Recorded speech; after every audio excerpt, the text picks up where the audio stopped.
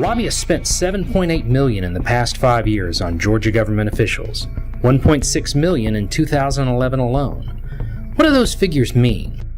The majority of that money is spent on General Assembly members and their staffs. The average expenditure in 2011 was $117.37. Half of the more than 14,000 expenditures reported were under $34. Some of the gifts were larger, much larger. House Speaker David Ralston, his family, and his chief of staff took a $17,000 trip to Germany and the Netherlands in 2010. The trip was sponsored by a Washington consulting firm that was pushing a high-speed rail line from Chattanooga to Atlanta. It was the single largest lobbying expense reported since 2005. Lobbyists representing a for-profit cancer hospital spent $5,000 in October so Lieutenant Governor Casey Cagle could play a benefit round of golf at St. Simon's Island. That's enough to buy 2,941 golf balls. In 2011, lobbyists spent nearly $210,000 buying lunch for government officials. That amount could buy 30,000 chili dog combos at the Varsity.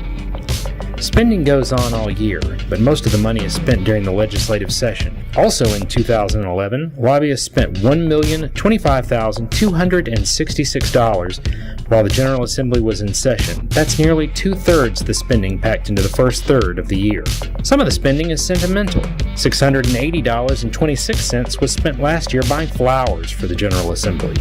Another $422.49 was spent on birthday cakes and birthday gifts. So why do lobbyists spend this much on state officials? More than 80% of the time, lobbyists reported NA or none when asked the purpose of the expenditure. In many other cases, responses like healthcare or budget give the public little understanding why all this money is being spent and what exactly lobbyists are buying. Despite tougher talk on ethics and a faltering economy, lobbyist spending increased 9% in 2010 to more than $1.6 million and remained at that level in 2011.